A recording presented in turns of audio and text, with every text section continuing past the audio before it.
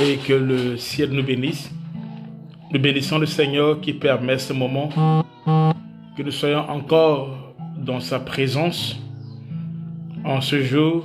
Que Dieu soit loué et que toute la gloire soit à lui. Nous saluons tout le monde, que tous ceux qui sont connectés fassent signe de leur présence et Dieu va nous bénir. Tu es là, tu es connecté, fais signe de ta présence et que le Seigneur puisse te bénir. Écris quelque chose et connecte-toi.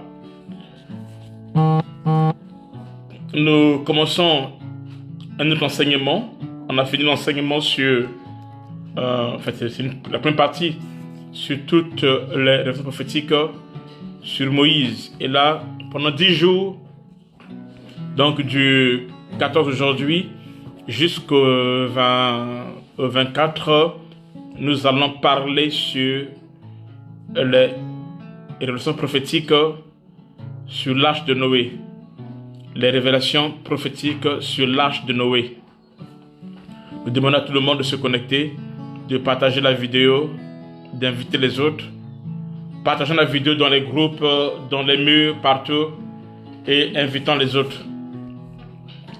Ce soir, je ne suis pas seul, je suis avec le bishop Damien, Imam Maryse, les autres, tout le monde sont là. Et Dieu va nous faire du bien. Est-ce qu'on peut partager la vidéo? On invite les autres. Je bénis l'évangéliste Béni Faveur. Maman Éclette, que Dieu te bénisse. Que la grâce soit sur toi, ainsi que mon grand frère, l'homme de Dieu, ainsi que les enfants. Je vous dis shalom, shalom. Rapidement, nous prenons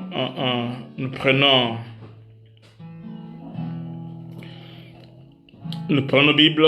Avant cela, partageons la vidéo dans les différents groupes. Partageons la vidéo dans les différents groupes. Et Dieu nous bénira. Partageons la vidéo dans les différents groupes et Dieu va nous bénir. Partageons la vidéo dans les différents groupes, sur nos murs. Et Dieu va nous bénir. Invitons les autres, identifions les autres. Ok, on va commencer déjà. Seigneur Dieu d'Israël, nous bénissons ton nom. Nous te disons merci pour ce moment, Père, que tu as permis que nous soyons ensemble avec les bien-aimés. Père, nous nous réunissons au Dieu de gloire ce soir autour de ta parole, au Dieu de gloire de mon roi. Comme Israël qui s'était réuni ce jour-là autour de l'agneau et qui devait manger en entièreté au Dieu de gloire de mon roi. Laisse, ô Père, que ce soit, que l'agneau, ô Dieu, soit mangé en entièreté, ô mon Dieu de gloire, ô Père. Que ton nom soit élevé, glorifié, magnifié, maintenu à jamais. Saint-Esprit, conduis-nous, Saint-Esprit, oriente-nous, Saint-Esprit, parle-nous. Laisse que Christ soit glorifié, maintenu à jamais. Dans le nom de Jésus-Christ de Nazareth, nous proclamons ta gloire, ton règne et ta puissance. Ouvre notre esprit, ô mon Dieu, afin que nous comprenions les Écritures et que nous puissions voir, ô Dieu, ta grâce et ta gloire. Laisse, ô Dieu, que nous accédons au lait, au miel, au Dieu de Macana, et que nous témoignons ta Seigneurie. Louange, honneur à toi, au nom de Jésus-Christ, notre Seigneur et Sauveur. Amen. Partageons le live, partageons la vidéo, et que Dieu nous bénisse. Alléluia. Shalom à tout le monde, shalom à tout le monde, shalom à tout le monde. Donc, je disais que nous commençons un nouveau enseignement. Le thème est les révélations prophétiques de l'arche de Noé. Amen. Nous allons parler sur l'arche de Noé. Je me dis ceci, que tous ces messages que nous prêchons peuvent être prêchés de manière évangélique, doctrinale, mais ici, nous prenons le temps de les emmener dans le contexte prophétique. Amen. Et Dieu nous bénira. Donc, moi aussi j'ai fait comme vous et j'ai partagé la vidéo. Je fais comme tout le monde, je partage sur la vidéo. Je ne sais pas qui a partagé. Est-ce que Papa Thierry a partagé? Je ne sais pas, je vais voir.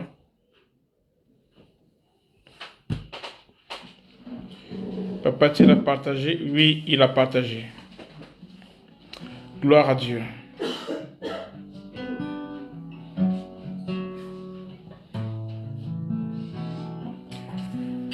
Gloire au Seigneur. Je salue tout le monde. Nous bénissons le Seigneur et nous allons commencer maintenant. Nous prenons nos Bibles rapidement. Nous sommes dans le livre de la Genèse. Le livre du commencement, Genèse chapitre 6. Nous prenons le verset 12 à 22. C'est notre verset de base. Notre texte de base, Genèse 6, le verset 12 à 22. Le bishop Damien va lire pour nous. Genèse 6, verset 12. Écoutons la parole de Dieu. Amen. Dieu regarda la terre, et voici, elle était corrompue, car toute chair avait corrompu sa voie sur la terre. Alors Dieu dit à Noé, la fin de toute chair est arrêtée par devers moi. Car ils ont rempli la terre de violence, voici, je vais les détruire avec la terre. Fais-toi une arche de bois de gopher. Tu disposeras cette arche en cellules et tu l'enduiras de poids en dedans et en dehors. Voici comment tu la feras. L'arche aura 300 coudées de longueur, 50 coudées de largeur et 30 coudées de hauteur. Tu feras à l'arche une fenêtre, que tu réduiras à une coudée en haut. Tu établiras une porte sur le côté de l'arche, et tu construiras un étage inférieur, un second et un troisième. Et moi, je vais faire venir le déluge d'eau sur la terre, pour détruire toute chair ayant souffle de vie sous le ciel. Tout ce qui est sur la terre périra. Mais j'établis mon alliance avec toi. Tu entreras dans l'arche, toi et tes fils, ta femme et les femmes de tes fils avec toi. De tout ce qui vit, de toute chair, tu feras entrer dans l'arche 2 de chaque espèce pour les conserver en vie avec toi. Il y aura un mâle et une femelle. Des oiseaux selon leur espèce, du bétail selon son espèce, et de tous les reptiles de la terre selon leur espèce. 2 de chaque espèce viendront vers toi pour que tu leur conserves la vie. Et toi, prends de tous les aliments que l'on mange et fais-en une provision auprès de toi afin qu'ils te servent de nourriture ainsi qu'à eux. C'est ce que fit Noé. Il exécuta tout ce que Dieu lui avait ordonné. Amen. Que Dieu bénisse sa parole. Amen. Donc, dans ce texte qu'on vient de lire, nous voyons comment Noé reçoit des directives de la part de Dieu. Amen. Et ça lui permet de construire l'arche, selon ce que Dieu avait dit. Amen. Je ne veux pas trop m'insister sur le contexte, ce qui s'est passé, qui a mené à ce qu'on puisse construire l'arche. Donc, à cause du temps, je ne vais pas trop revenir là-dessus. Mais retenez que le monde se comportait d'une mauvaise manière, le monde était corrompu. L'homme, son cœur était porté vers le mal. L'homme se disait tous les jours qu'à faire du mal. Et Dieu s'est repenti d'avoir créé l'homme. Et c'est comme ça que Dieu va décider de juger la terre, de juger l'homme qu'il avait créé. Et en jugeant la terre, alors Dieu va appeler un homme qui s'appelle Noé. Et à partir de Noé, Dieu va donner des instructions, comme nous venons de le lire. Et ce sont ces instructions que nous allons décortiquer profondément pendant ces 10 jours. Peut-être encore plus 12 jours, je ne sais pas. Amen. Et Dieu va nous aider à mieux comprendre. C'est un message qui concerne le temps de la fin.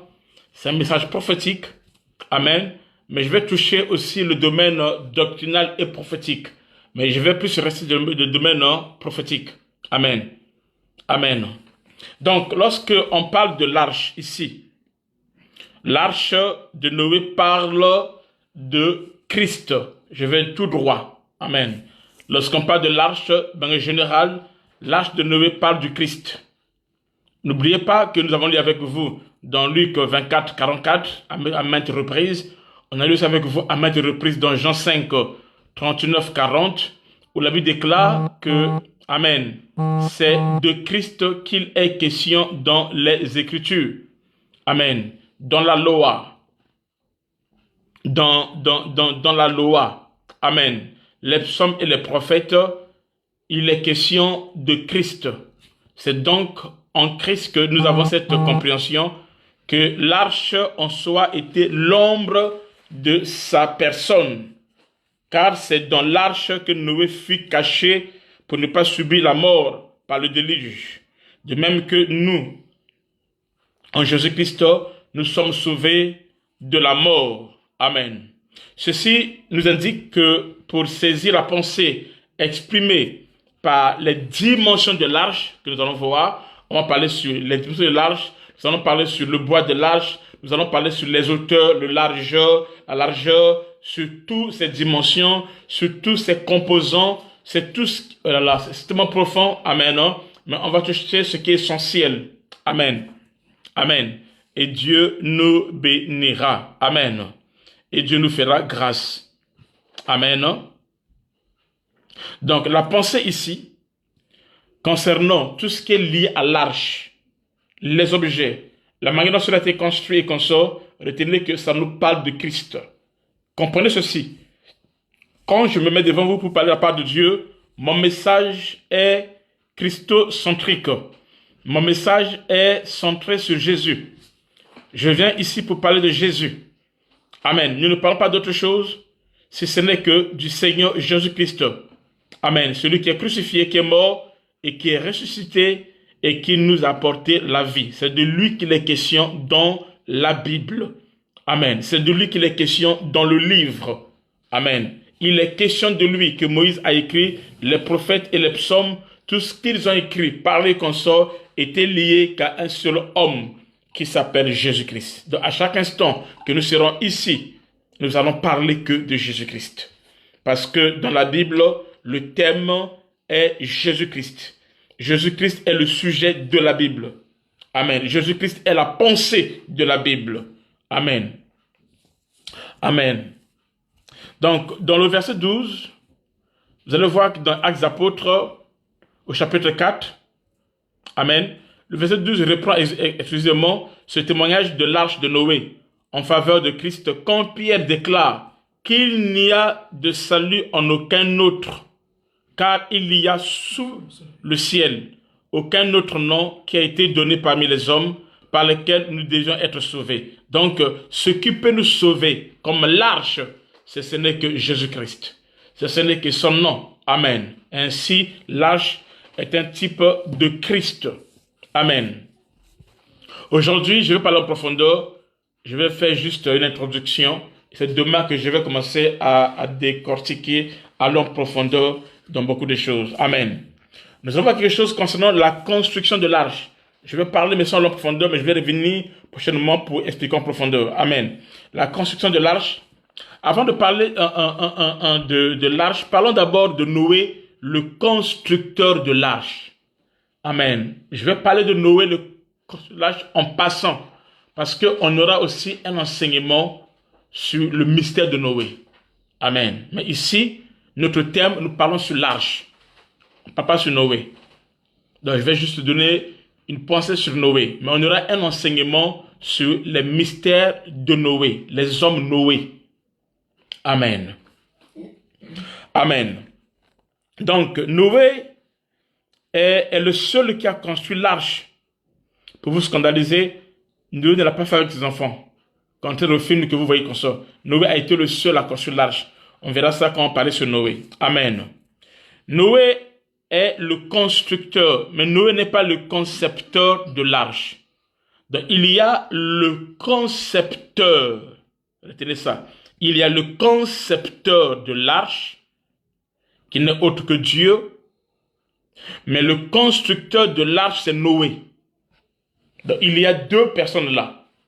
Il y a le concepteur de l'arche, celui qui a conçu l'architecte, qui a conçu le plan tout consort, et ensuite, il y a le constructeur. Le concepteur de l'arche, c'est qui? C'est Dieu lui-même, le Père. Et le constructeur de l'arche, c'est Noé. Amen. Retenez ces deux mouvements qui vont nous dire tout à l'heure. Donc Noé est l'image Je change de mouvement. Noé est l'image du Père. Noé, c'est l'image du Père. Amen. Noé est l'image du Père. Et l'arche en lui-même, c'est l'image du Christ, du Fils, qui vient du Père. C'est-à-dire, l'arche vient du Père.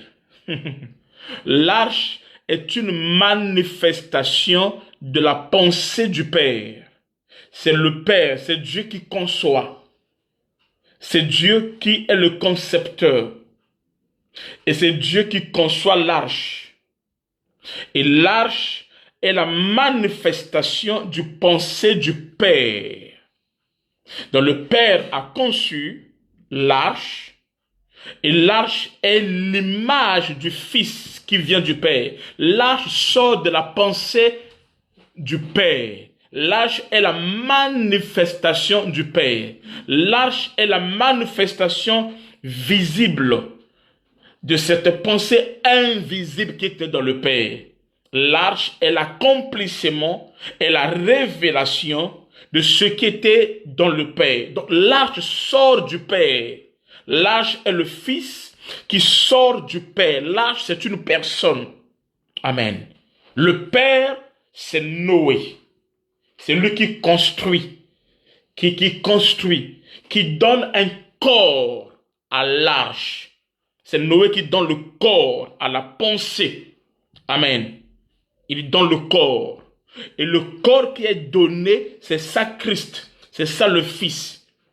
Et le Fils sort où? Le Fils sort du Père. Le Fils sort, amen, de la pensée de Dieu. Il est la manifestation de la pensée de Dieu. En d'autres termes, c'est la parole faite chair. Amen. Ce qui était dans l'invisible a été fait chair. Amen. Et ils nous ont appelé ça Fils. Amen. Donc Noé symbolise le Père. Or le Père est esprit. Et l'arche est un type de Christ. Amen. L'arche est un type de Christ pour permettre à son peuple, amen, pour mettre son peuple à l'arbitre du jugement, selon Hébreux 11, 7. Donc l'arche est un type de Christ, amen, amen, pour permettre son peuple à l'arbitre du jugement. Noé qui construit l'arche est un Zambé. Puisque, écoutez, l'arche est le Fils, Noé est le Père. Mais l'arche est le Fils. Maintenant, Noé, c'est le Père. Et ce qui est bizarre, c'est Noé qui est le Père qui va venir entrer dans l'arche. Ça, c'est le mystère. Parce que l'arche, c'est le Fils. C'est Jésus. Mais en Jésus habita la plénitude de la divinité. Le Père était en Christ. Quand Noé rentre dans l'arche, c'est ça le Père, celui qui a construit, celui qui a donné un corps. C'est dans Hébreux. Hébreux 10. Il dit, tu as voulu nous offrir un sacrifice, mais tu m'as formé un corps. Tu m'as donné un corps. Tu m'as formé un corps. Amen. Dieu n'a voulu nous offrir un sacrifice, il a formé un corps. Donc Dieu, lequel Noé, il a construit l'arche, qui est le Fils. Il a donné un corps à cette pensée qui était invisible. Non pas seulement qu'il a donné un corps à cette pensée qui était invisible, lui-même le Père qui a créé, il est rentré à l'intérieur. Pourquoi? Parce que l'arche, c'est Noé. Or, Noé, c'est le repos. Noé veut dire repos, veut dire consolation. C'est pour cela, au commencement, lorsque Dieu a créé, la Bible déclare, il créa le monde en 6 jours, et ensuite il créa le 7e jour, et lui-même, il rentra dans le 7e jour, et il se reposa. Amen. Dieu créa le 7e jour, qui est le repos, qui est la consolation. Amen. Non pas seulement qu'il créa le 7e jour, mais lui, il faisait quoi? Il sanctifia le 7e jour, il rentra dans le 7e jour et il se reposa à l'intérieur. Ainsi, le 7e jour avait pris un corps. Ainsi, le 7e jour est devenu une personne. C'est pour cela, dans Matthieu 11, il pouvait dire, Matthieu 11, 28, il pouvait dire, venez à moi, vous tous qui êtes chargés, fatigués, et je vous donnerai du repos. Amen. Lorsqu'il parle du repos, ce qu'il va donner, il parlait de lui-même. Amen. Il parlait de lui-même. Est-ce que vous comprenez? Amen. Et ainsi, le Père est dans le Fils et le Fils est dans le Père. Amen. Noé dans l'arche, c'est le Père qui est dans le Fils, parce que l'arche représente le Fils. Et quand Noé rentre dans l'arche, c'est le Père qui est dans le Fils. C'est ça le mystère de la divinité. Amen. Amen. Amen. Noé qui construit l'arche et qui rentre ensuite dans l'arche, c'est le Père qui est dans le Fils. Et le Fils est dans le Père. Jean 14, verset 11. Le Père et le Fils sont un. Le Père et le Fils sont un. Jean 10, le verset 30. Amen. Qui est le véritable Noé? Qui est le véritable Noé? Aujourd'hui, je n'ai pas en profondeur. C'est demain que je vais commencer à décortiquer le mystère. Amen. Qui est le véritable Noé? Amen. Remarquons que la construction de l'arche fut inscrite dans un environnement de péché. Amen. Bien connu par la Bible parle de la pensée de l'homme qui était tournée uniquement vers le mal et que Dieu décida la fin de toute chair. Amen. Dieu s'est repenti d'avoir créé l'homme. Il s'est repenti. Pourquoi? Parce que sa pensée tous les jours ne se dirigeait que vers le mal. Tous les jours. Et Dieu s'est repenti. Amen. Au moment que Dieu s'est repenti, il y a quelque chose qui se passe, c'est que seul Noé trouva grâce devant Dieu. Bishop, vas-y, Genèse 6, 8. Genèse 6, 8. Seul Noé trouva grâce devant Dieu. Genèse 6, 8. Verset 8. Mais Noé trouva grâce aux yeux de l'Éternel. Voici la postérité de Noé. C'est bon. On dit Noé trouva grâce aux yeux de l'Éternel. À lui seul. Amen. Ainsi, il fut épargné de la mort, lui et sa famille. Ceci étant l'ombre du salut de l'homme offert par Dieu à travers l'œuvre de la croix. Amen. De notre Seigneur Jésus-Christ.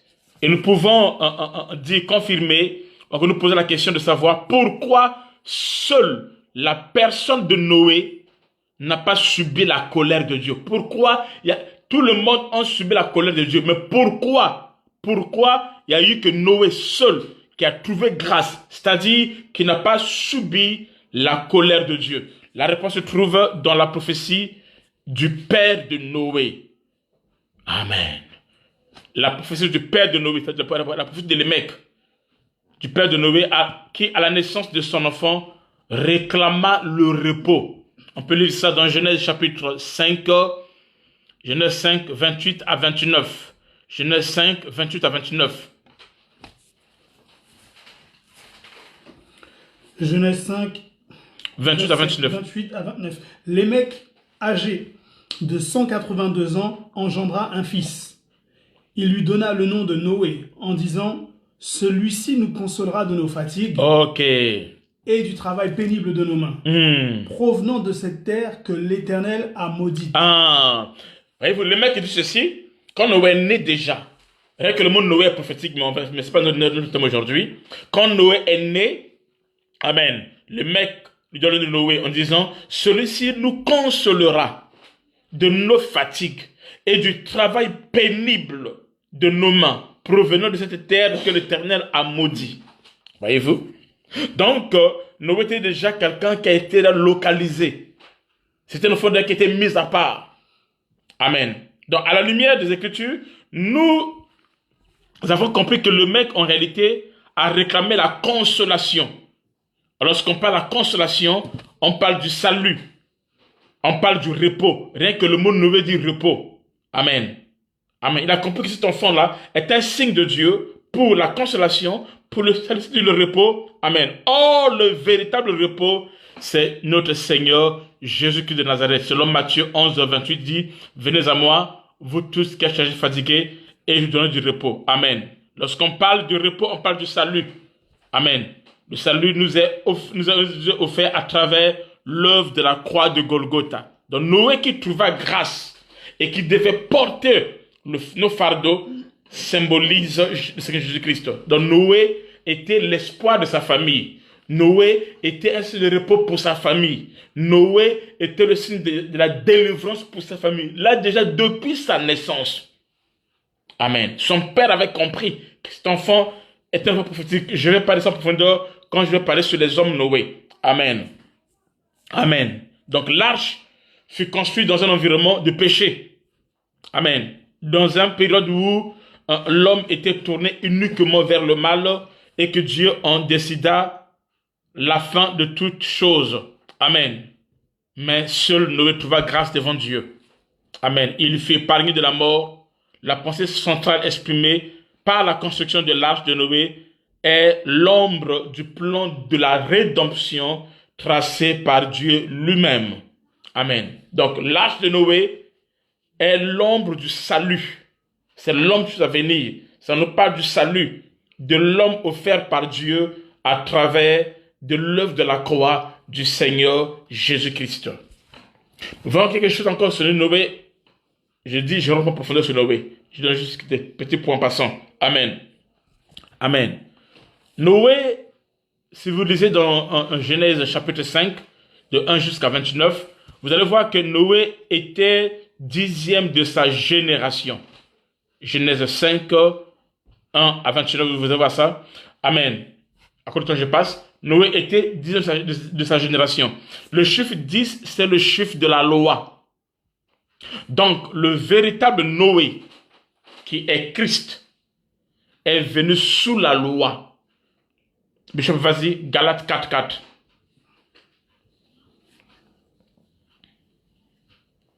Galates 4, 4.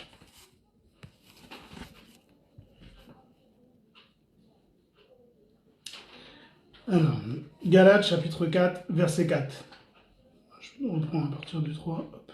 Nous aussi, de la même manière, lorsque nous étions enfants, nous étions sous l'esclavage des rudiments du monde, mais lorsque les temps ont été accomplis, Dieu a envoyé son Fils, né d'une femme, né sous la loi, afin qu'il rachetât ceux qui étaient sous la loi, afin que nous récussions l'adoption. Dieu envoya son Fils, né d'une femme, né sous la loi. C'est pour cela Noé, ici, amen, il est de la 10e génération. Amen. Noé était de sa 10e génération. Amen. Pourquoi? Parce que le chiffre 10 est le chiffre de la loi. Or, ça veut dire que Jésus-Christ qui devait venir, il devait être né sous le manteau. Là, je dis, ça veut dire qu'il est né sous la loi afin de racheter ceux qui étaient sous la loi. Amen. Dans le chiffre 10, c'est le chiffre de la loi. Donc, le véritable Noé, c'est-à-dire Christ, est venu sous la loi pour nous racheter de la malédiction de la loi, étant devenu malédiction pour nous.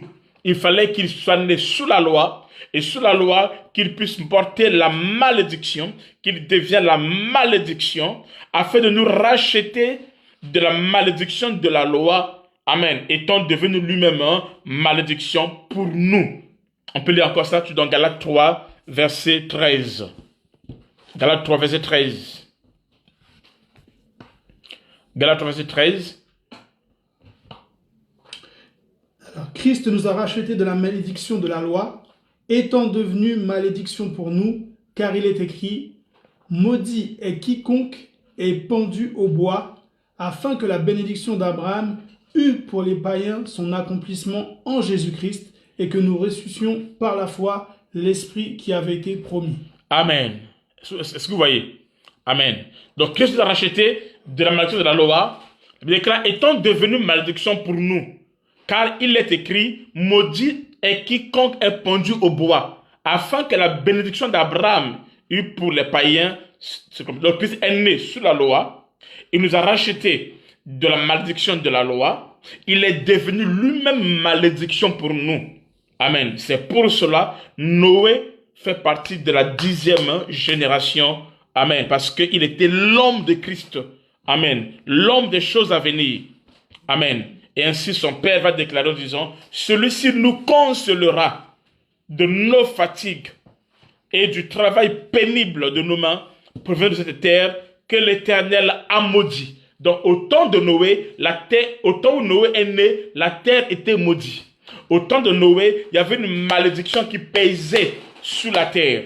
Depuis sa naissance, avant même que l'arche arrive, depuis sa naissance, il y a une malédiction qui pesait sur la terre. C'est pour cela, quand la malédiction a commencé à peser sur la terre et qu'on sort, c'est en ce temps-là maintenant que Noé est né. Amen. Il est né sous la malédiction parce qu'il était la solution, la réponse de Dieu en ce temps-là. Amen. Pour régler cette histoire. Or, Noé qui naît sous la malédiction, comme je dis, est l'homme des choses à venir. Il parle de Christ qui sera né sous la loi. Amen. Afin de porter la malédiction et d'être la solution. Amen. Donc, en réalité, le consolateur, le repos, c'est Christ, qui aujourd'hui travaille sous forme du Saint-Esprit. Amen. Ainsi, dans Jean 15, verset 26, ou dans Jean 16, 7, on l'appelle le consolateur, le Saint-Esprit. Amen. Qui est autre Christ qui travaille en esprit. Amen. Donc, c'est lui le véritable Noé. Il nous donne le repos de l'âme par rapport au péché. Amen. Selon Hébreux 3.3. Et dans l'avenir, nous aurions un repos. Pour le moment, sur la terre, notre âme est au repos par rapport au péché. Mais dans l'avenir, nous aurons un repos éternel lorsque nous aurons la rédemption de notre corps. Lorsque ce corps aura la rédemption, on va lire ça dans Romains 8, verset 23. Romains 8, verset 23.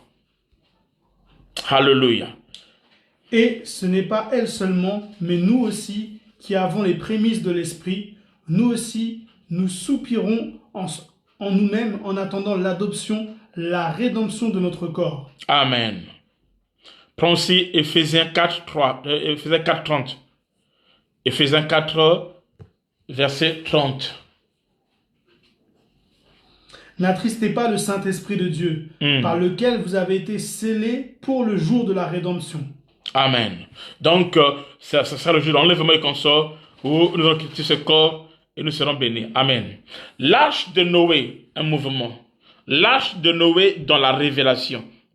J'ai parlé de l'arche de Noé de la révélation. Ici, je ne fais qu'introduire. Je parle ça d'une manière générale comme ça là. Amen. L'arche de Noé, je vais vous expliquer ça de manière générale, mais dans plusieurs dimensions. N'oubliez pas que la prédication a 4 dimensions. Il y a la révélation, il y a la doctrine, il y a la prophétie, il y a la connaissance. Ok? Amen. Alors, dans la révélation, l'arche de Noé parle de quoi? Écoutez, comme la loi, les prophètes et les psaumes parlent de Christ, l'arche de Noé est un type de Christ. C'est le type de Christ qui est venu dans le monde pour mettre son peuple, le peuple de Dieu, à l'abri du jugement. Amen. Donc l'arche de Noé était un type de Christ qui parlait de Jésus, qui devait venir au monde pour faire quoi? Pour mettre le peuple de Dieu à l'abri du jugement. Vous pouvez lire ça dans Romains 5, 9 à 10, 1 Thessaloniciens 1, 10, Colossiens 3, 3. Amen. Donc l'arche de Noé est le symbole de Christ qui sauve les siens de la colère à venir. Amen. Romains 5, 9 à 10. Parle de ça mieux. Vas-y, Bishop, tu peux lire ça? Romains 5, 9 à 10, on prend ça. Romains 5, 9 à 10. Romains 5, versets 9 à 10. 1. À plus forte raison donc, maintenant que nous sommes justifiés par son sang, 1. serons-nous sauvés par lui de la colère. Voyez-vous, nous sommes sauvés par son sang et serons sauvés par lui par la colère. Vas-y. Car si, lorsque nous étions ennemis, nous avons été réconciliés avec Dieu par la mort de son Fils, à plus forte raison, étant réconciliés, serons-nous sauvés par sa vie. Amen. Voyez-vous. Donc l'arche de Noé, amen, non? L'arche de Noé, c'est aussi l'image de l'église corps de Christ. Dans la tête, c'est Christ lui-même. Car Christ et l'église font un. Donc l'arche en soi était l'ombre. Mais dans Christ est la réalité. Amen. C'est dans l'arche que Noé et sa famille furent cachés Amen. Pour ne pas subir la mort par le déluge. De même aussi, nous, en Christ, Amen, nous a sauvés de la colère à venir de la mort. La Bible dit dans Actes 4:12, il n'y a de salut en aucun autre nom, car il y a sous le ciel aucun autre nom qui a été donné parmi les hommes par lequel nous devons être sauvés. Amen. Amen. La Bible dit, car vous êtes morts et votre vie est cachée avec Christ en Dieu. Colossiens 3:3. Voyez-vous, ça c'est dans le domaine de la révélation. Maintenant, l'arche, dans le domaine de la prophétie, ça parle de quoi? Amen. Aïe, aïe, aïe. Là, je vais toucher mes portes en profondeur. L'arche, dans le domaine de la prophétie, amen, non? L'arche dans la prophétie symbolise l'éternité. L'arche dans la prophétie symbolise l'éternité. C'est ça le mystère, amen, du feuille d'olivier qui entra dans la fenêtre de l'arche. Et cela parle du retour de l'Église dans l'éternité. Amen. Et Zambé. Tout le monde sont rentrés par la porte. Mais le feu de l'olivier est rentré par la fenêtre. Amen. Je garde ça, on verra ça en profondeur toujours. Amen. Donc ça nous parle du retour. Si tu es le feu d'olivier, quel que soit l'endroit là où tu es, quel que soit le jugement, quel que soit le déluge de ton sort, si tu es une feuille d'olivier, il arrivera un temps, amen, où la colombe viendra. La colombe va te localiser. Et la colombe te prendra et te fera entrer dans l'arche par la fenêtre, c'est-à-dire te faire entrer dans l'éternité. C'est notre retour à l'éternité. Je dis à quelqu'un ce soir, si tu es un prédestiné, tu es un élu, amen, tu es un fils de Dieu, tu es fils de parole, amen. La colombe, l'Esprit de Dieu, va te localiser de l'endroit là où tu es. On va expliquer ça pour faire notre jeu de l'enseignement là. Amen. Quel que soit là où tu es, l'Esprit de Dieu va te localiser. La colombe va te localiser. Si tu es enfant de Dieu, tu ne peux pas mourir. C'est impossible. Amen. Les déluges pourront venir et qu'on sort. Amen. C'est compliqué pour toi. Mais le fait que tu aies la feuille de l'olivier, la colombe va te localiser, il va te récupérer, il te fera entrer par la fenêtre. On verra ça en profondeur un autre jour. Amen. Amen. Donc l'arche ici, c'est quoi? C'est le retour de l'Église dans l'éternité. Amen. Ainsi, la colombe qui est Christ, après 7 jours. Eh, Zambé. Est-ce que je parle de ça? Écoutez, je vais dire quelque chose en passant. La colombe, après 7 jours, car 7 jours égale à une semaine. Et une semaine dans la prophétie égale l'année de la grâce du Seigneur. Amen. Amen. Que Christ avait amené afin que la feuille de l'olivier sauvage, amen, selon Romains 11:17, fasse quoi? Qu'il puisse entrer dans l'arche. Cela illustrait Christ qui est la colombe qui fera retourner l'église dans la feuille de l'olivier à l'éternité, c'est-à-dire à l'âge de Noé. Amen. Et ce se fera lors de l'enlèvement. Quand l'enlèvement viendra, nous serons enlevés. L'esprit nous sera enlevé et nous allons entrer à l'éternité. Ça sera le retour à l'éternité. Amen. Donc Noé fut épargné parce qu'il trouva grâce devant Dieu et en plus il était un homme juste et intègre dans son temps. Il marchait avec Dieu. Noé marchait avec Dieu. Vous pouvez lire ça dans Genèse 6, le verset 8 à 9. Comme Enoch aussi marchait avec Dieu. Dans Genèse 5, verset 21 à 24, Noé était intègre, il marchait avec Dieu et il a été sauvé. Amen. Ceci illustre que ceux qui ont la grâce, ceux qui ont la grâce, 2, qui marchent avec Dieu, ils seront enlevés, ils seront épargnés de la mort. Car l'arche de Noé, c'est Christ, notre refuge et notre résurrection. Amen. Le soulèvement de l'arche, grâce au déluge, c'est-à-dire la montée des eaux. Amen. La montée de la parole, la connaissance de la parole, la montée du rhéma, de la révélation. Amen. C'est cette montée qui fait à ce que Christ qui en nous puisse se manifester, qu'il soit formé pleinement, que nous ayons la connaissance. Amen. Amen. Du Fils de l'homme. La statue parfaite du Fils de l'homme. Cette montée des eaux, c'est l'ombre de l'enlèvement de l'Église par le Saint-Esprit. Amen. Parce que l'eau aussi est l'image de l'Esprit. Amen. La parole, c'est ça qui fera monter l'arche, la révélation, la connaissance. Amen. De Dieu en nous. C'est ça qui fera monter l'Église pour l'enlèvement. Donc notre salut, notre repos, notre consolation est dans le véritable Noé qui n'est rien d'autre que le Seigneur Jésus-Christ. Amen. Sur le plan doctrinal, les eaux du déluge étaient une purification du baptême d'eau. Voyez-vous, dans la doctrine, les eaux du déluge en ce temps-là, la Bible déclare, étaient une purification du baptême d'eau. C'est l'apôtre Pierre qui explique ça très bien. On va lire ça. Bishop Damien, vas-y. 1 Pierre 3, 18 à 20. 1 Pierre 3, 18 à 20. Christ aussi a souffert une fois pour les péchés, lui, juste pour des injustes, afin de nous amener à Dieu, ayant été mis à mort quant à la chair, mais ayant été rendu vivant quant à l'esprit, dans lequel aussi il est allé prêcher aux esprits en prison, qui autrefois avaient été incrédules lorsque la... 1 Pierre 3, 18. Ok. 1 Pierre 3, 18 plutôt. 1 Pierre 3, 18 à 20. Christ aussi a souffert une fois pour les péchés, lui, juste pour des injustes. 1 Pierre 3. Oui, 1 Pierre 3. Donc, c'est là où on parle du baptême. C'est 2 Pierre. Attends, j'essaie de vérifier. Là, on dit aussi, on parle du baptême, que c'était une figure du baptême qui n'est pas la purification. Verset 21.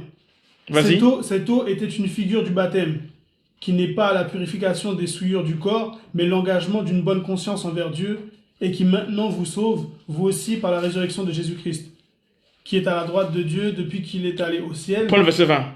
Ok, un peu avant. Ok. Il est allé prêcher aux esprits en prison qui autrefois avaient été incrédules lorsque la patience de Dieu se prolongeait au jour de Noé pendant la construction de l'arche, Ok. dans laquelle un petit nombre de personnes, c'est-à-dire 8, furent sauvées à travers l'eau. Il fut sauvé à travers l'eau. Continue. Cette eau était une figure du baptême. Donc, dans le monde doctrinal, l'eau, au temps de l'arche de Noé, était l'image, une préfiguration, amen, du baptême. Continue.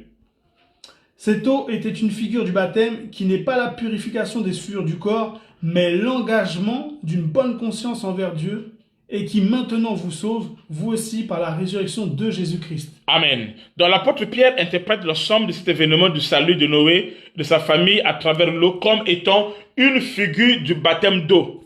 Amen. Donc sur le plan doctrinal, les eaux du déluge préfiguraient le baptême pour Noé et sa famille. La Bible dit que cette eau était une figure de baptême qui n'est pas la purification des souillures du corps, mais l'engagement d'une bonne conscience envers Dieu et qui maintenant vous sauve, vous aussi, par la résurrection de Christ. Amen. Donc c'est 1 Pierre 3, versets 20 à 21. Noé avait obéi à Dieu pour construire l'arche parce que il avait cru au Seigneur.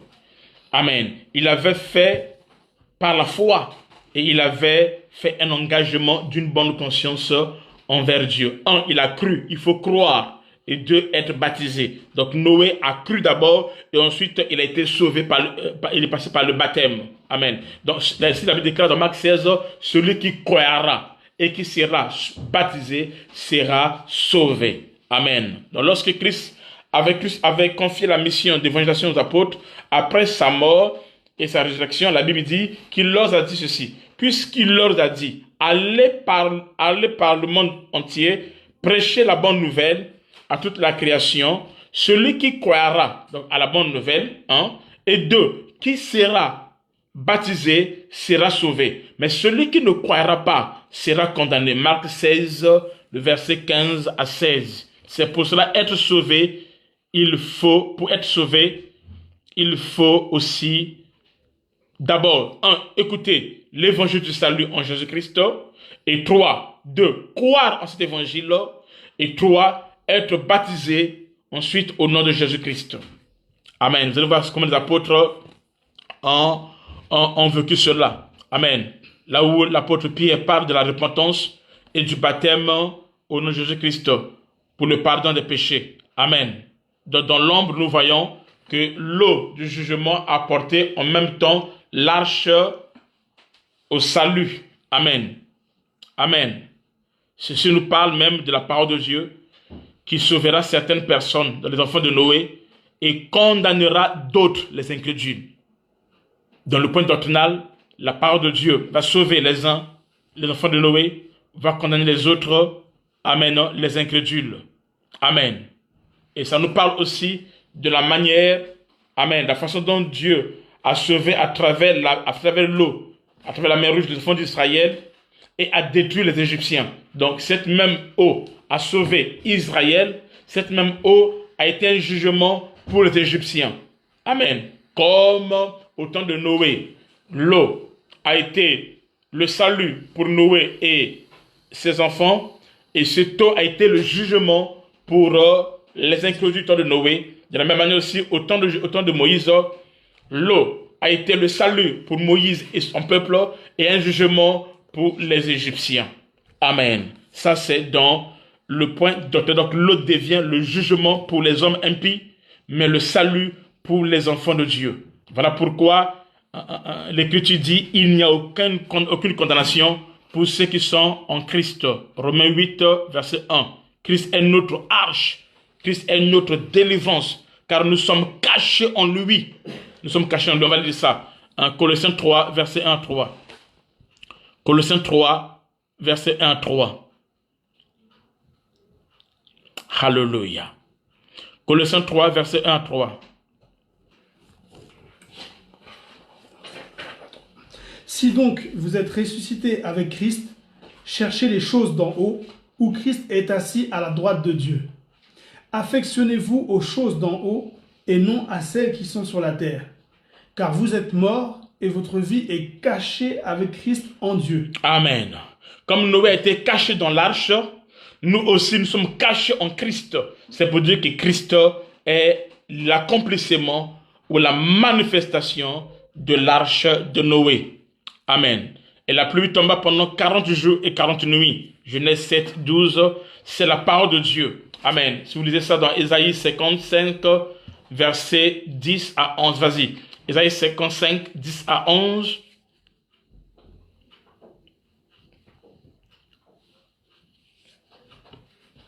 Alors, Ésaïe 55, versets 10 à 11.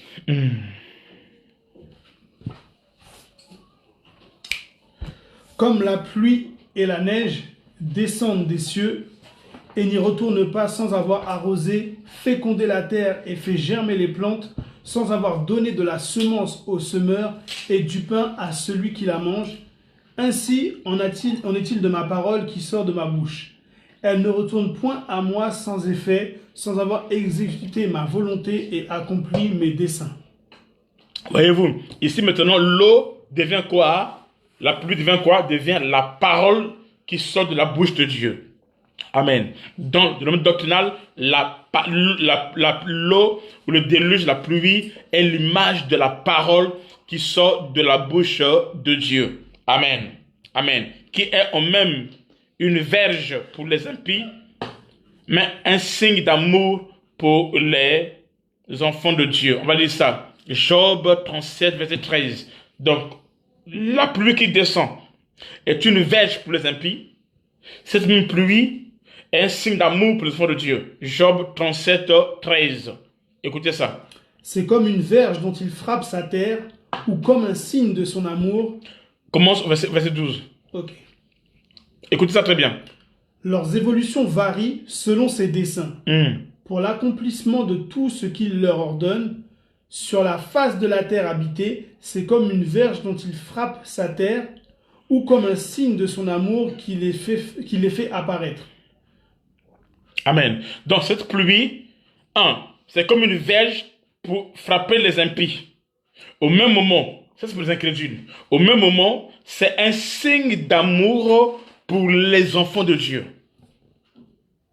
Amen. La même parole aujourd'hui sauve Amen. Non? La même parole aussi détruit et condamne. On peut lire ça encore dans Jean 3, verset 17 à 19. Jean 3, 17 à 19.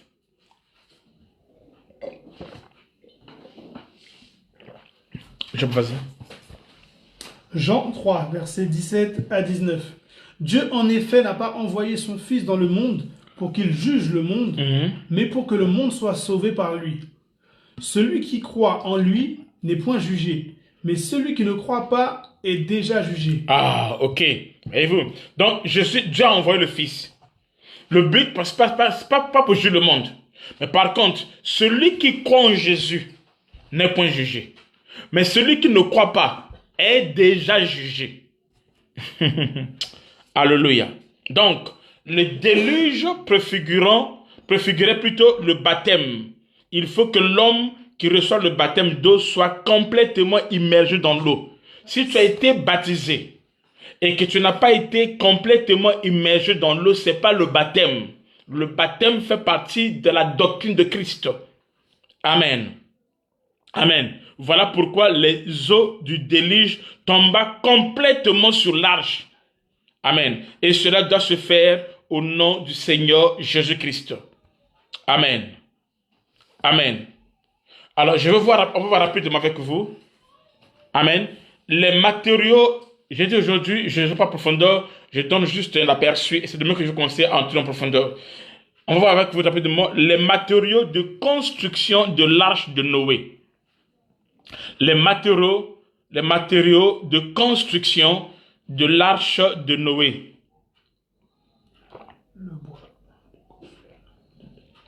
Amen. On va lire ça dans Genèse 6, 13 à 15. Les matériaux de construction de l'arche de Noé. On va voir ça, juste un bref aperçu. Et demain, on va entrer en profondeur. Alors Dieu dit à Noé, la fin de toute chair est arrêtée par devers moi, car ils ont rempli la terre de violence. Voici, je vais les détruire avec la terre. Fais-toi une arche de bois de gopher. Fais-toi une arche de bois de gopher. Tu disposeras cette arche en cellules et tu l'enduiras de poids en dedans et en dehors. Voici comment tu la feras. L'arche aura 300 coudées de longueur, 50 coudées de largeur et 30 coudées de hauteur. Amen. Je dis ça, pas entrer en profondeur, sans faire ça demain en profondeur. Retenez que lorsqu'on parle de l'arche de Noé, et lorsqu'on parle de Noé, je vais dire ça, mais je vais revenir là-dessus quand je parle sur le ministère. Noé en lui-même est le mystère des 5 ministères. En Noé, puisque Noé est l'image de Christ, Christ est l'unique personne qui a eu les 5 ministères, qui a manifesté les 5 ministères, qui est les 5 ministères. Il a manifesté et il est cela. Amen. Vous allez voir que Noé était celui qui a eu la prophétie, la révélation de la pluie. Le mot pluie n'existait pas encore. Le phénomène pluie n'existait pas encore. Mais Noé, étant qu'un prophète, a vu les choses de loin et il a prédit ce qui devait arriver dans la suite des temps. Donc Noé était un prophète. 1. 2. Noé était un apôtre. C'est Noé qui a bâti l'arche. Il est le constructeur de l'arche. Il est celui qui a bâti l'arche. Noé. Il a bâti ça comme un sage architecte, comme il le faut. Amen. Avec tous les éléments qu'il faut comme un véritable apôtre. 3. Noé était un évangéliste.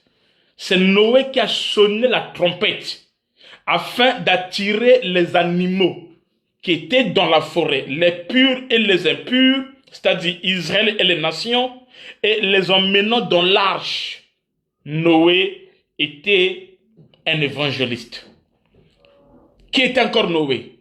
Noé était un docteur. Qu'est-ce que Noé a fait? Noé a classé les animaux dans l'arche. Chaque animal doit avoir sa place. Amen. Il y a 3 dimensions, mais il faut mettre chaque animal à sa place. Chaque chose à sa place. Il était un docteur qui était encore Noé enfant. Il était le pasteur. C'est Noé qui a nourri les animaux dans l'arche. Noé avait les 5 ministères en lui. En d'autres termes, Noé avait les 5 livres de Moïse en lui. Parce que les 5 livres de Moïse, amen, ce sont les 5 ministères qui étaient en Moïse, qui étaient un type de Christ. En passant en profondeur lorsque nous allons parler sur le ministère. Alléluia. Amen. Pour ce soir, je vais m'arrêter par ici. Est-ce qu'il faut que je continue? Je ne sais pas, attends, je vais prendre peut-être quelques minutes, ok? Amen. Amen. Donc, il y a eu des matériaux de construction de l'arche. Amen. Amen. Le premier matériel que Dieu demande à nous de faire quoi? C'est de faire l'arche avec le bois de gopher. Faire l'arche avec le bois de gopher. Amen. Oui, je vais entrer en profondeur. Il dit faire l'arche avec le bois de gopher. Le bois de gopher était la matière utilisée dans la construction de l'arche de Noé. Amen. Déjà, lorsqu'on parle du bois, le bois, je l'ai dit ça hier, avant-hier. Lorsqu'on parle du bois, on parle de l'humanité de Christ. Car le bois est le fruit de la terre. C'est le fruit de la terre. On peut lire ça, vas-y, Bishop. Et Ésaïe 11, verset 2. Ésaïe 11, verset 2.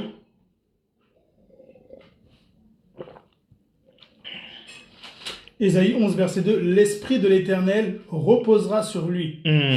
Esprit de sagesse et d'intelligence, esprit de conseil et de force, esprit de connaissance et de crainte de l'Éternel. Il respirera la crainte de l'Éternel, il ne jugera point sur l'apparence, il ne prononcera point sur un oui-dire. Amen. Est-ce que vous voyez donc que ce n'est pas n'importe qui? Prends encore Ésaïe 53, verset 2.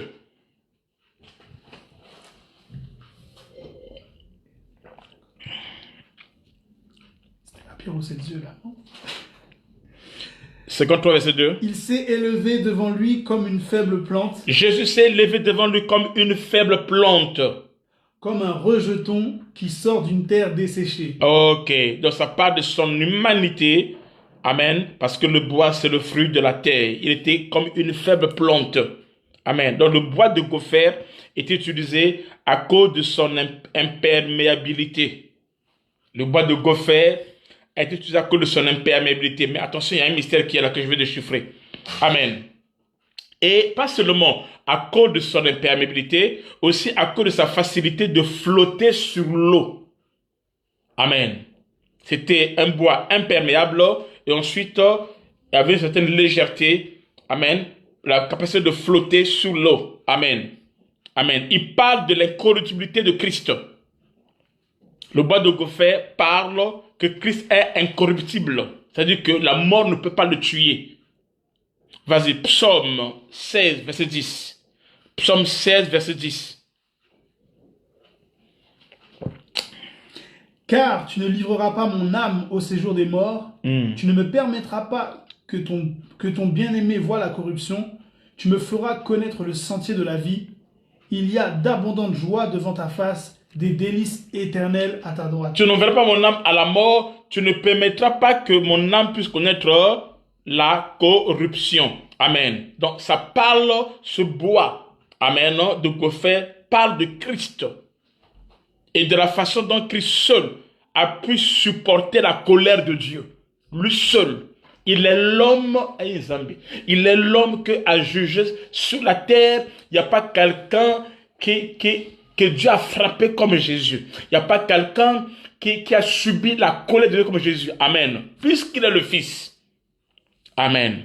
Le bois, Matthieu utilisé dans la construction de l'arche de Noé, n'était que l'ombre de l'arbre de vie.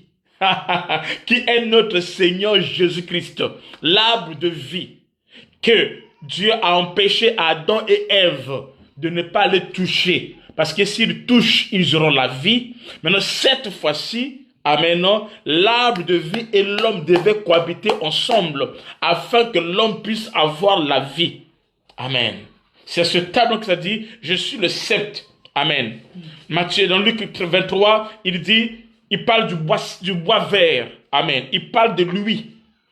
Et non pas seulement, il y a eu le bois de gopher, que je n'ai pas parlé là, en fait, réellement. Nous allons parler de ça quand nous allons parler en profondeur, quand nous allons commencer à parler sur la botanie de Dieu. Amen. Nous allons parler sur les arbres, en commençant par les arbres qui sortent du mur et jusqu'au cèdre du Liban. On voit tous ces arbres-là. Amen. C'est là que je passe en profondeur. Donc, il y avait le bois de gopher, et ensuite, il dit, il mettra le bitume et le poids.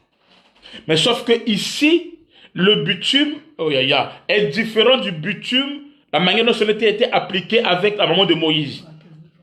Dieu avait dit à Noé d'endurer le bitume au dedans et au dehors dans l'arche. Voyez-vous? Or, au temps de Moïse, le bitume n'était qu'au dedans. Ça, c'est un mystère. Amen. Mais ici, chez Noé, le bitume est mis au dedans et en dehors. Et ça parle de quoi? Amen. Au dedans et en dehors de l'arche. Le poids est la substance. Amen. Non? Amen. Amen. Avec lequel on peut fabriquer le goudron, le macadam, comme j'avais expliqué tout comme ça, servant à coller ou à imperméabiliser, amen, quelque chose. C'était aussi une manière d'assurance, amen, pour empêcher qu'il y ait de fissures du bois et que l'eau puisse pénétrer. Amen. Amen. Afin que l'eau ne rentre pas à l'intérieur. Donc l'arche de Noé qui flotta sur l'eau du déluge était étanchée parce qu'elle avait été enduite du poids au dedans et au dehors. On peut lire ça dans, Genèse 6, verset 14. Genèse 6, le verset 14. Écoutez ça très bien. Nous sommes dans la révélation. Fais-toi une arche de bois de gopher. Tu disposeras cette arche en cellules et tu l'enduiras de poids en dedans et en dehors. Tu enduiras l'arche de poids en dedans et en dehors. Et Zambie, en dedans et en dehors. Non, je répète, en dedans et en dehors. À l'intérieur et à l'extérieur. Ça se passe au temps de Noé. Amen. Amen. Ça se passe au temps de Noé.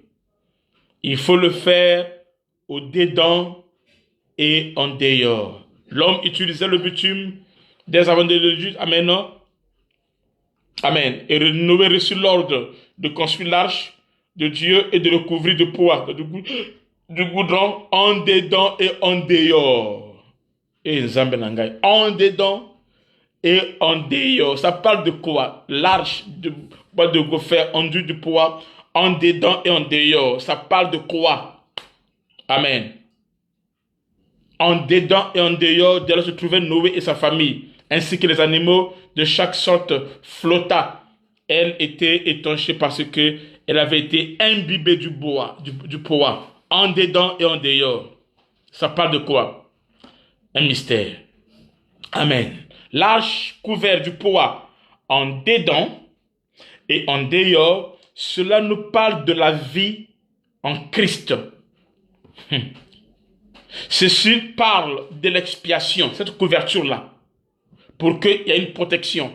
En dedans, dehors, ça nous parle de l'expiation, c'est-à-dire de la couverture de nos péchés par le sang de Christ. La façon dont nos péchés seront couverts, expiés par le sang de Christ. On peut lire ça dans Psaume 32, le verset 1 à 2. Psaume 32, le verset 1 à 2. Écoute ce que la Bible dit. Alléluia. Heureux celui à qui la transgression est remise. Heureux celui à qui la transgression est remise. À qui le péché est pardonné. À qui le péché est pardonné. Heureux l'homme à qui l'Éternel n'impute pas d'iniquité. Et dans l'esprit duquel il n'y a point de fraude. Amen. Amen. Donc ici on nous parle du sang de Christ. On nous parle de la justice que Dieu, amen, nous impute par le péché. Amen. Sont les œuvres. Le poids qui couvrait l'arche parle de l'expiation. Le mot hébreu le plus souvent utilisé dans l'Ancien Testament pour l'expiation était kafar, ce qui signifie littéralement couvrir. Amen. Amen.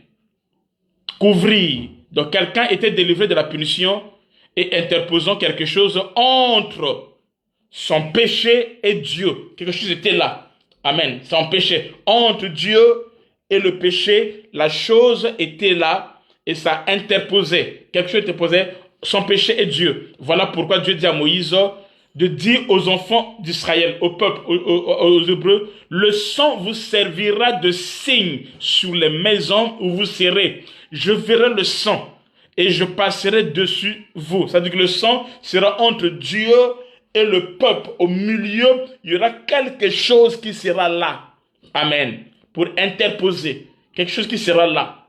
C'est comme ça que le bitume fut mûr au-dedans et au-dehors d'abord pour couvrir, afin que l'eau ne rentre pas, afin que le jugement qui se passe à l'extérieur ne puisse pas s'abattre dans ce qui était à l'intérieur. Est-ce que vous comprenez? Amen. Amen. Le sang, c'est le signe. Dieu voyait alors le sacrifice expiatoire plutôt que le péché. Dieu voyait plus le sang que le péché, parce que de l'autre côté où ils étaient, il y avait le sang qui interposait. Dieu voyait plus le sang plutôt que ceux qui étaient là-bas et Dieu passait par-dessus tout. Amen. L'arche faite du bois de gopher, enduit du poids au-dedans et au-dehors, annonçait, amen, la façon dont le sang, c'est-à-dire la mort, son sacrifice, va nous couvrir de nos péchés et nous délivrer de la colère de Dieu, de la colère à venir. On peut lire ça encore dans Éphésiens 1, 7, ou encore dans Romains 5, 9 à 10, ou encore dans 1 Thessaloniciens 1, verset 10. Amen. Amen. Pourquoi? Pour expier signifie couvrir le péché. Je vais monter encore. Écoutez, dans l'ancienne alliance, le péché était couvert. On va lire ça dans Psaume 32, verset 1 à 2, tout ça là. Amen. C'était le sacrifice était vu à la place du péché. Mais aujourd'hui, le sang de Jésus-Christ nous purifie. Nous ôte nos péchés. Selon Jean chapitre 1, 29, on dit, voici l'agneau de Dieu qui ôte les péchés du monde. Amen. Amen. Je garde encore pourquoi le bitume était au-dedans. Amen. L'arche symbolise aussi l'église. Le poids parle de la nature.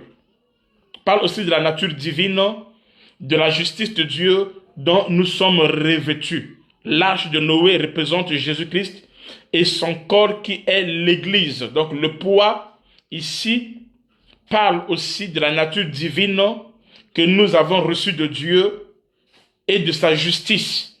Donc nous sommes l'église, mais en nous, il y a la nature divine de Dieu et en nous, il y a la justice de Dieu.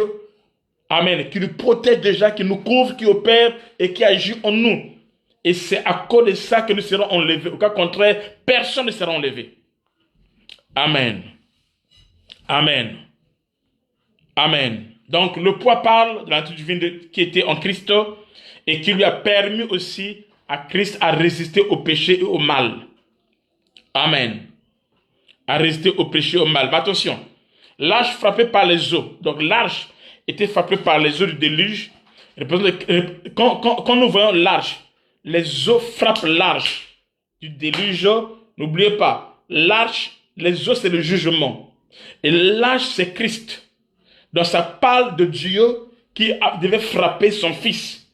Amen. Et à cause de ce jugement sur son fils, nous qui sommes à l'intérieur en Christ, nous sommes sauvés. En d'autres termes, le jugement qui devait tomber sur nous, qui sommes en Christ à l'intérieur, Christ nous a protégés et il a donné son dos afin que le jugement tombe sur lui. Donc l'arche de Noé, c'est le dos de Jésus. L'arche de Noé, c'est le corps de Jésus. Et nous sommes où? Nous sommes à l'intérieur de Jésus. Dans le jugement.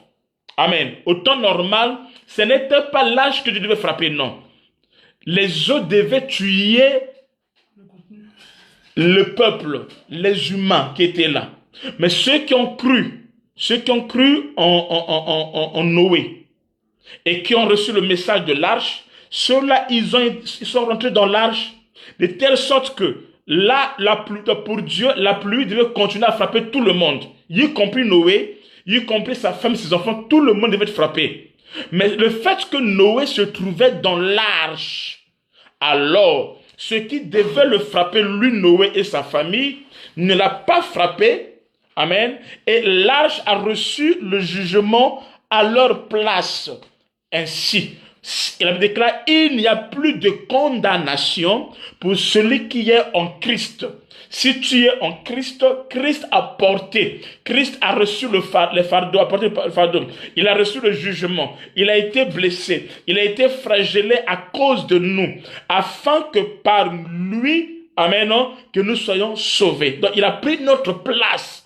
Jésus-Christ a pris notre place. C'est l'arche qui prend la place et qui reçoit le jugement à la place de Noé et autres. Si tu es en Christ, tu es rassuré. Si tu es en Christ, la malédiction n'a plus d'effet sur toi. Si tu es en Christ, tout ce qui va juger les autres ne t'atteindra pas. Ils te feront la guerre. Mais le fait que tu es en Christ, amen, tu seras plus que vainqueur. Ils viendront contre toi par un seul chemin, parce que Jésus-Christ est en toi. Christ en moi, l'expérience de la gloire.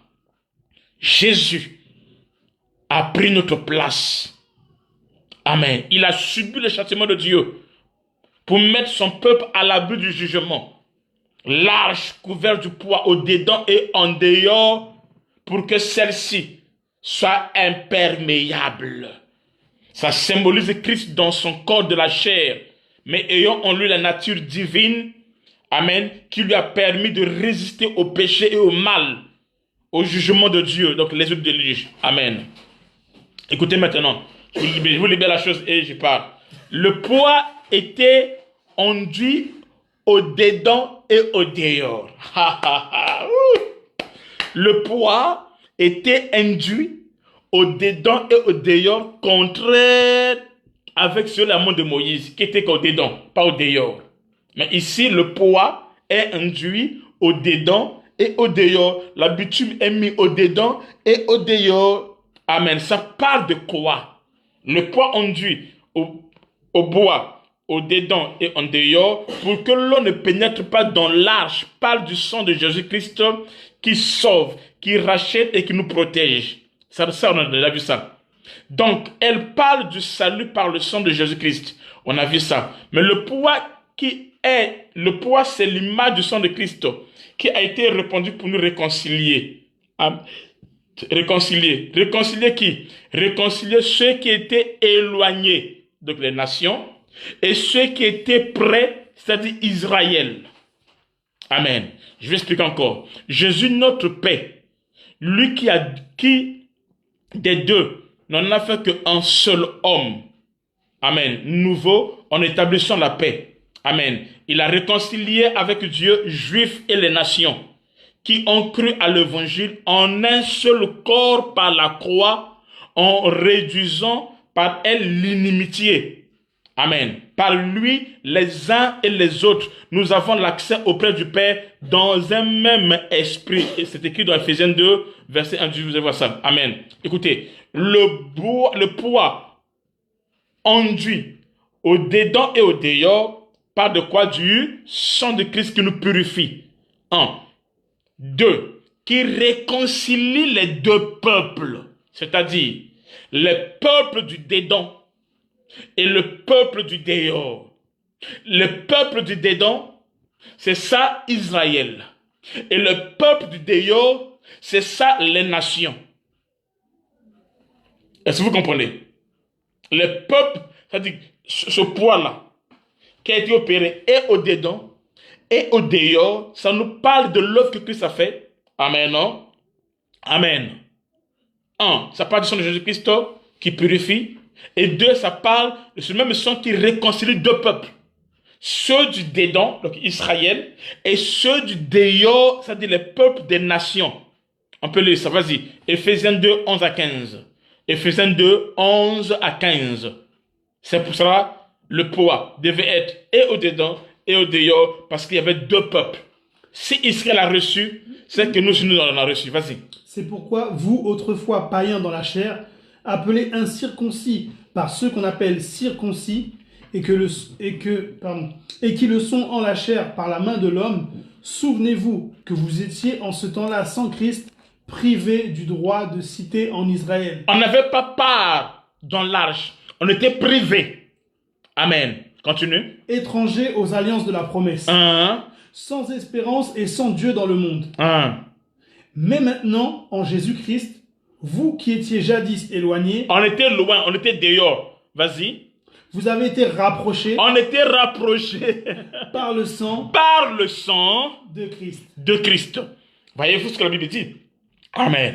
C'est pour cela, si Israël a reçu la gloire, la divinité, le sang opéré chez lui, le même sang aussi, nous l'avons reçu, la gloire et qu'on sort. Amen. S'il a béni Israël, c'est qu'il nous a bénis aussi. Amen. C'est ça le peuple du dehors qui ont reçu.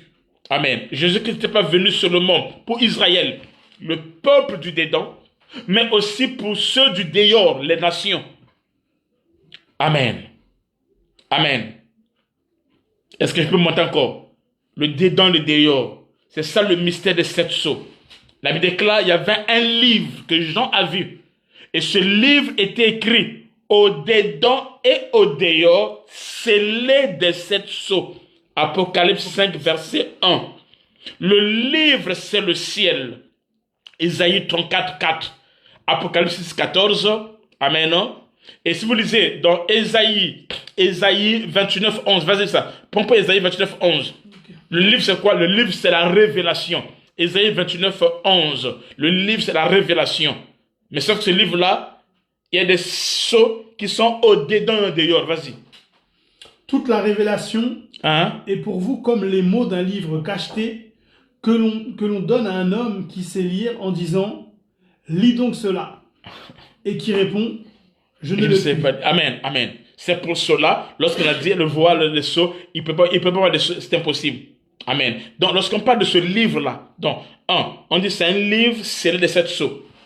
C'est où le livre est écrit au dedans et au dehors. Or, le livre-là, lorsqu'on parle du livre où il y a des sceaux qui concernent le dedans et le dehors, ça parle d'Israël et les nations. Or, le livre qui est là, c'est quoi? C'est la révélation, selon Ésaïe 29, 11. Le livre scellé des sept sceaux, ça nous parle de la route du ciel qui était fermée. Amen. La révélation cachée. Le pays de Canaan occupé par les sept nations. Le livre des sept sceaux, c'est ça le pays de Canaan qui est occupé par les sept nations. Parce que dans Canaan, il y a sept nations. On verra ça dans un thème. Amen. Jésus-Christ est l'arche. Qui est l'arche, est venu pour sauver les Juifs, le peuple de dedans, et les nations, le peuple du dehors. C'est pour cela que nous devons s'attacher au chef qui est Christ. Dans tout le corps, écoutez, tout le corps, assister solidement ensemble, prends ça, ensemble, assemblés par des jointures, Colossiens 2, 19, par des jointures et des liens, tire l'accroissement que Dieu donne. Tout ce corps-là est maintenant ensemble. Colossiens 2, 19, vas-y. Colossiens 2, 19. Sans s'attacher au chef, dont tout le corps assisté et solidement assemblé par des jointures. Ce corps a été assemblé par des liens. Vas-y. Tire l'accroissement que Dieu donne. Amen. Amen. Le dedans et le dehors étaient enduits du poids, démontre aussi que notre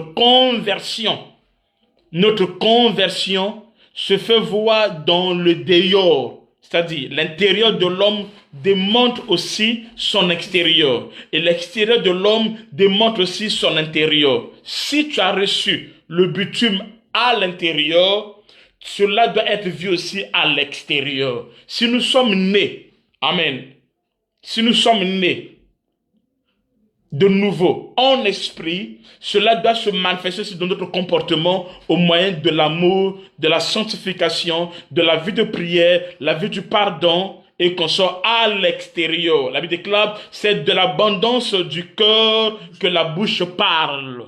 Amen. Le bitume doit opérer. L'onction doit opérer au-dedans et au-dehors. Amen. Il y a des gens qui ont l'onction qu'au-dedans, pas au-dehors. Non. Les deux côtés doivent subir la transformation. Les deux côtés doivent subir la gloire de Dieu. Les deux côtés doivent subir les marques de Dieu. Amen. Amen. De l'intérieur, cela doit se manifester à l'extérieur. Et ainsi, la gloire de Dieu va agir. Qui dit avec moi, Amen. La porte de l'arche. Amen. La porte de l'arche parle aussi de Christ, qui est la porte des brebis. Jean 10, verset 9. Le chemin qui emmène au Père. Jean 14, 6. Le moyen par lequel nous avons l'accès au point de Dieu. La porte de l'arche, c'est Jésus-Christ qui est le chemin, qui est la porte des brebis, qui est le moyen par lequel nous avons l'accès à Dieu. Amen. Selon Éphésiens 2, 18. Amen.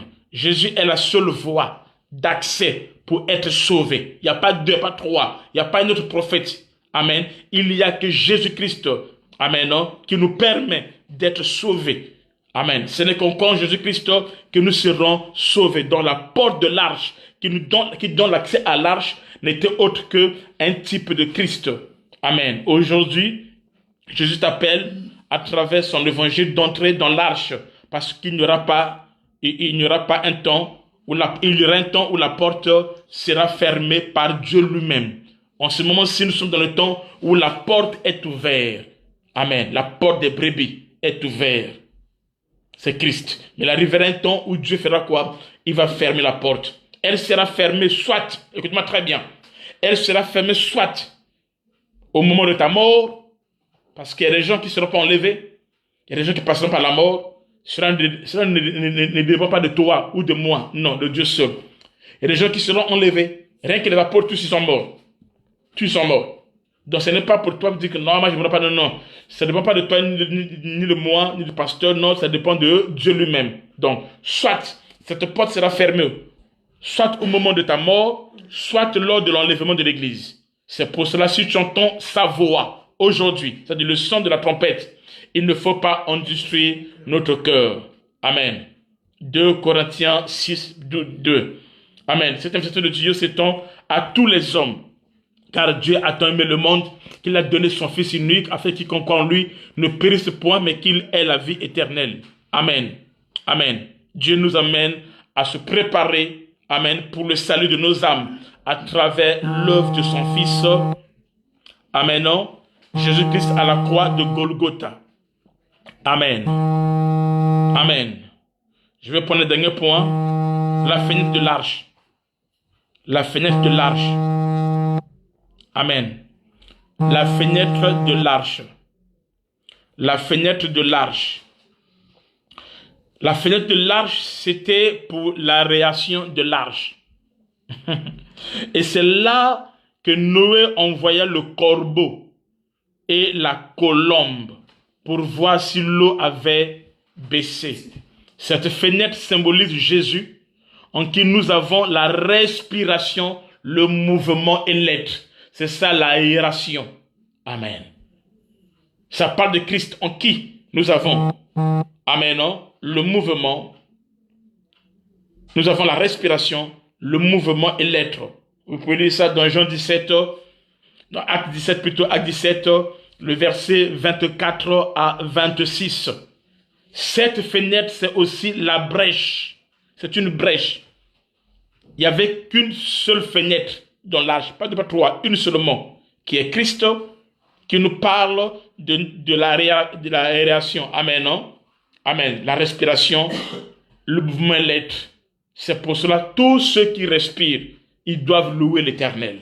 Si tu respires, c'est que tu as la fenêtre. Si tu respires, c'est que tu dois louer le Seigneur. Amen. Cette fenêtre est aussi la brèche. Amen. Faite par Christ grâce à l'œuvre de la croix pour que nous, les nations, donc l'olivier sauvage, puissions entrer dans l'église corps de Christ. Amen. Est-ce que vous comprenez?